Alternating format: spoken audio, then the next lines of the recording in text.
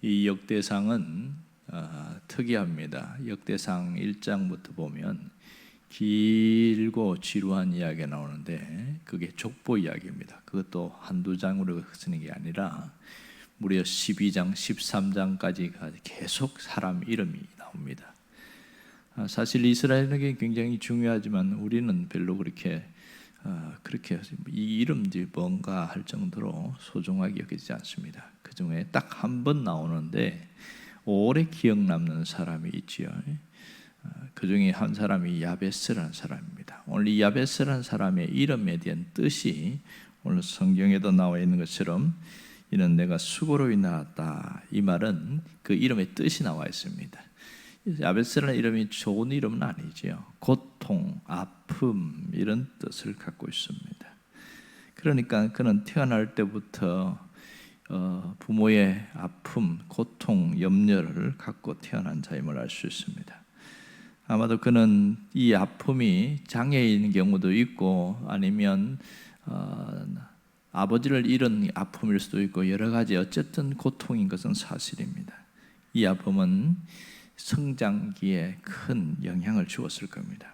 야베스가 유년기와 소년기와 청소년기를 거치면서 남다른 아픔을 갖고 지나왔을 겁니다. 그런데요, 오늘 성경은 이 야베스를 평가할 때 딱 한마디로 이야기를 합니다.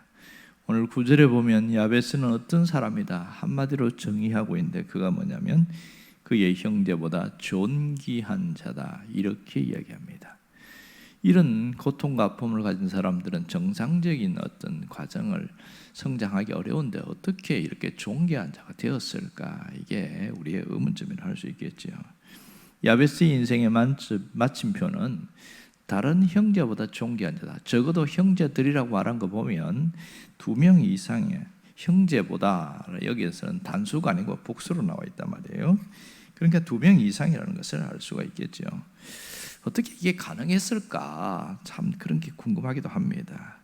야베스는 다른 형제보다 존귀한 자로 불린 것은 틀림없이 숨겨진 사연이 있다는 뜻이겠죠. 그 훌륭한 삶을 살았다. 사실 역대기 보면 야베스보다 훌륭한 삶을 살았던 사람들이 많이 있습니다. 그럼에도 야베스를 주목하는 이유를 오늘 우리가 봐야 됩니다. 그의 삶을 우리가 주목해야 되는데 하나님께서 야베스를 주목해서 말씀하고 있습니다.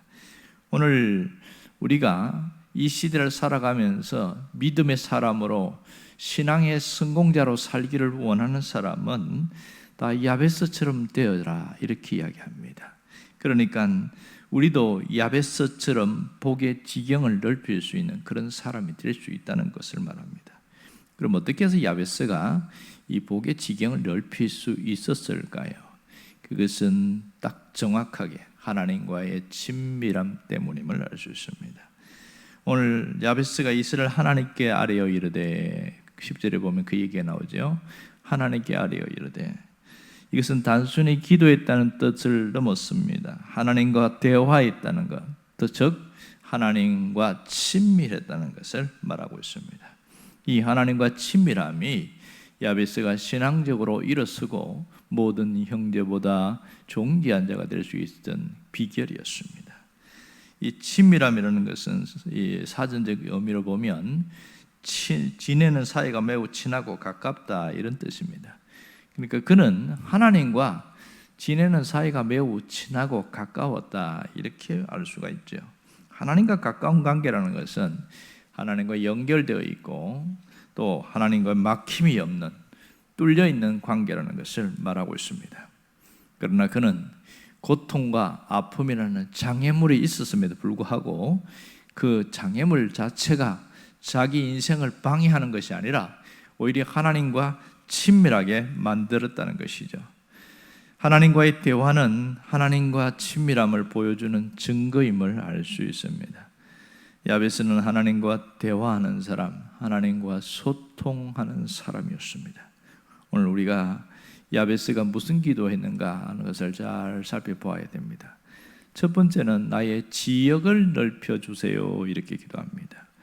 이 구체적인 기도 내용이 나옵니다. 이 말은 내가 갖고 있는 한계를 극복하게 해주세요 그런 뜻입니다. 한계를 극복하게 해달라는 거죠.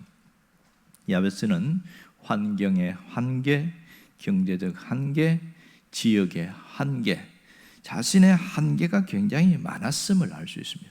가장 먼저 하는 기도가 한계를 벗어나게 해주세요. 이렇게 기도했고요. 두 번째는 주의 손으로 나를 도와주옵소서, 이렇게 말합니다. 이 말은 내가 하나님을 의지합니다. 하나님을 절대적으로 신뢰합니다.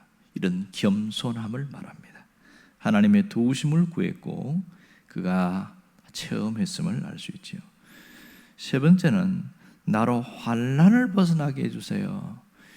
그가 환난이라는 것은 외부적으로 나타나는 고통을 말합니다.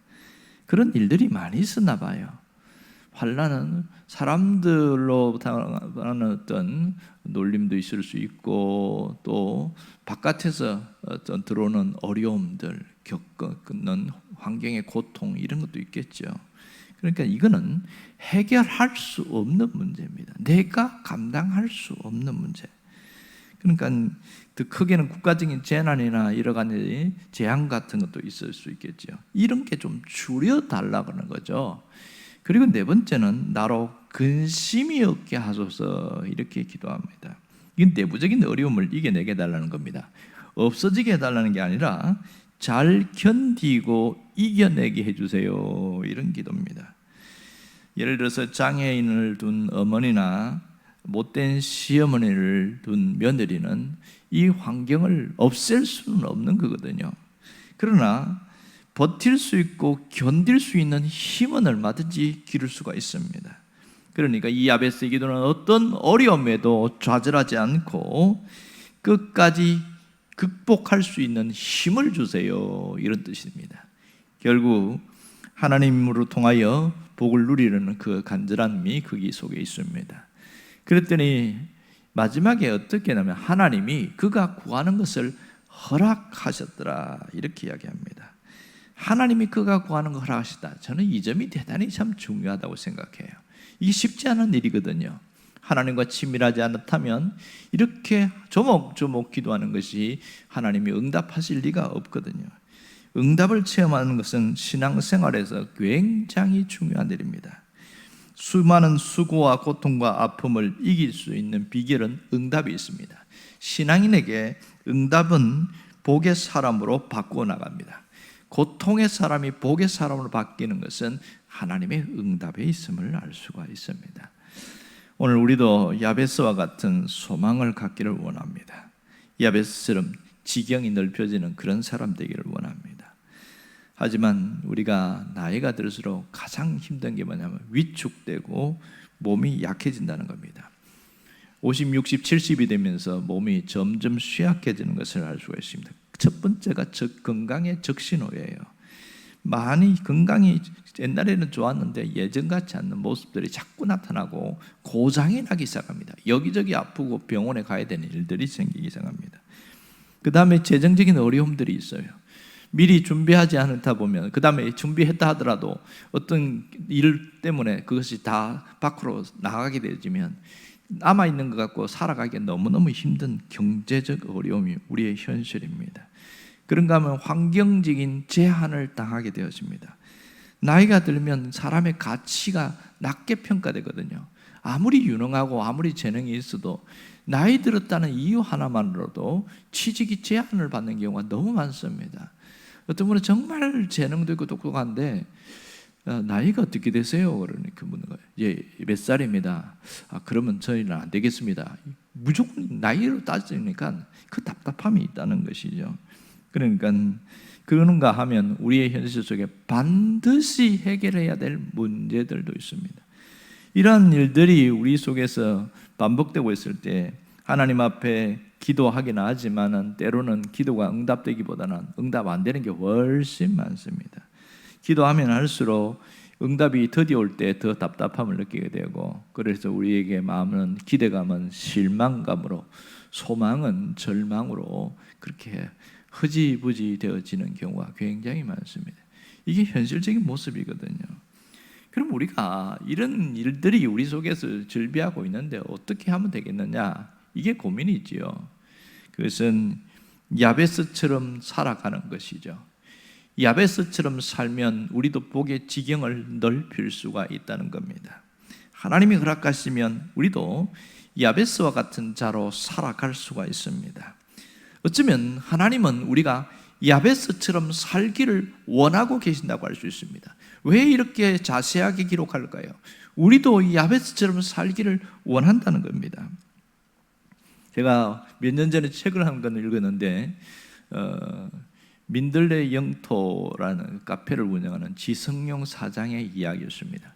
이분이 38살이 되었을 때에 여러 가지 어려움을 겪어서 그런 어떤 가정의 아픔이 있었어요.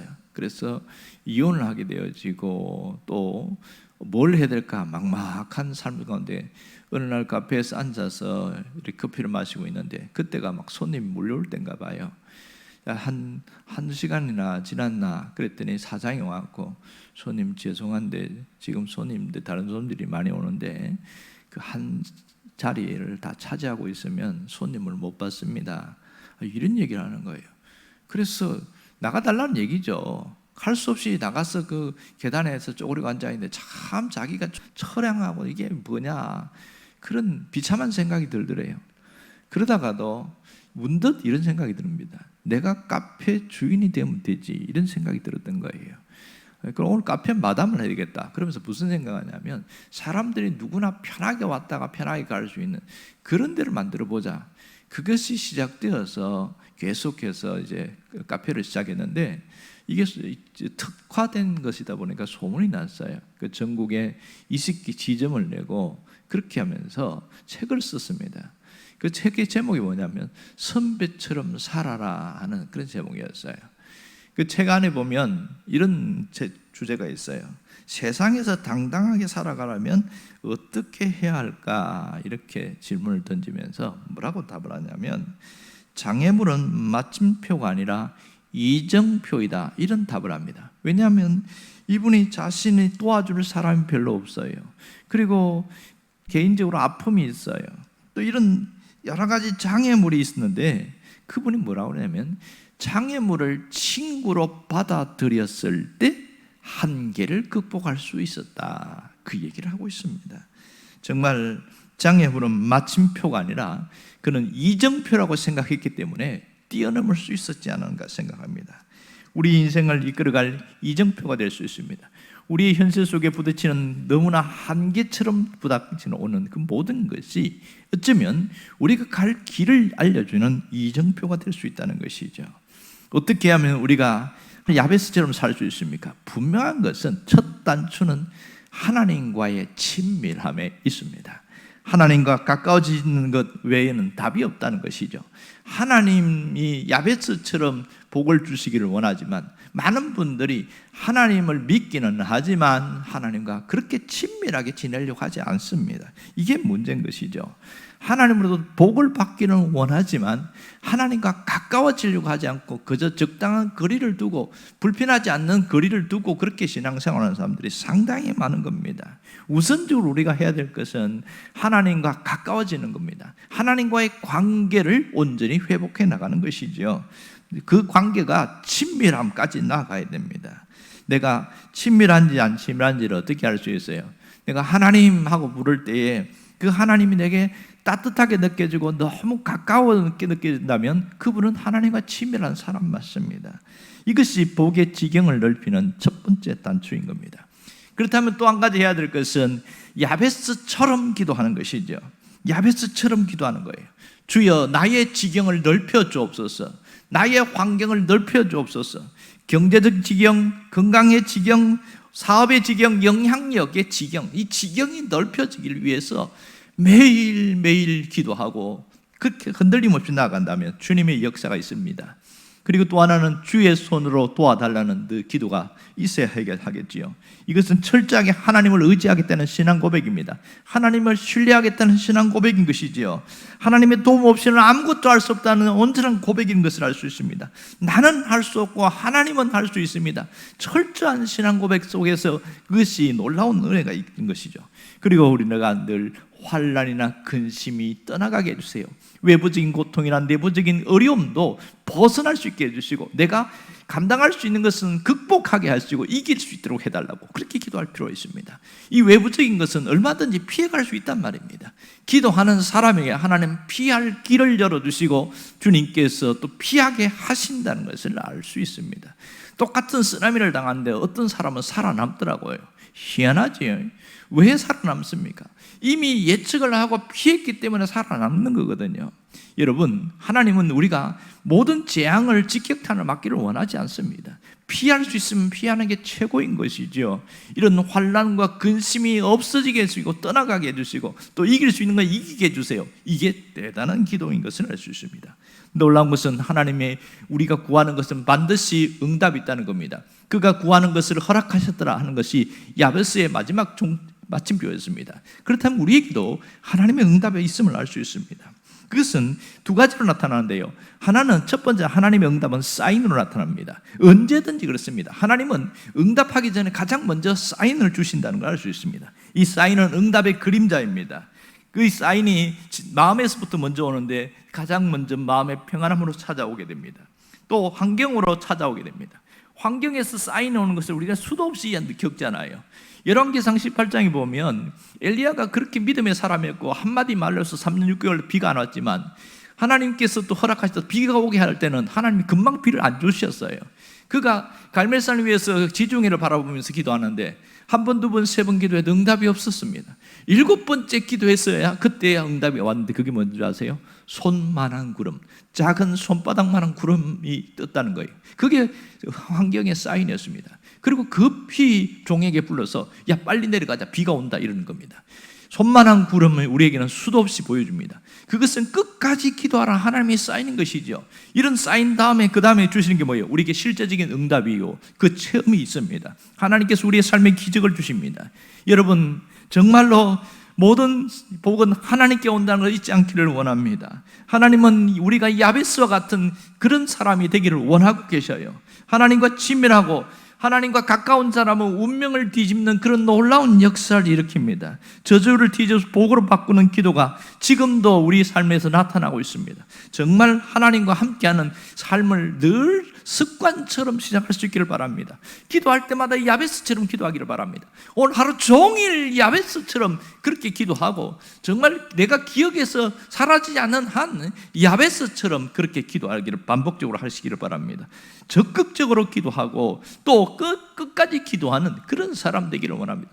주여 나의 지경을 넓혀 주옵소서. 주의 손으로 나를 도와주옵소서. 내게 모든 환난과 근심이 없어지게 해 주옵소서. 이것은 우리의 기도가 되기를 바랍니다. 그럴 때 하나님은 역사하신다는 것을 잊지 않기를 주의 이름으로 축원합니다. 기도하겠습니다.